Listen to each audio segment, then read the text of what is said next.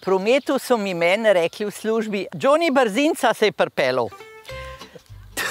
Torej, bila sem zelo hiter voznik in uživala v vožnji. Zdaj, moram reči, še vedno vozim, rada vozim, vendar je pa sprememba. Danes je to brzina, druga, krožišča. Krožišča so zelo težka za starejše. Torej, nova infrastruktura prometna, čist nova. Tej infrastrukturi sledijo novi predpisi. Torej, iz tega pride pa na to osebno. Sigurno, tudi če se volja po vožnji ne spremeni, način se mora. Tudi vi opažate, da je promet vse bolj zapleten, vožnja pa zahteva vse več zbranosti.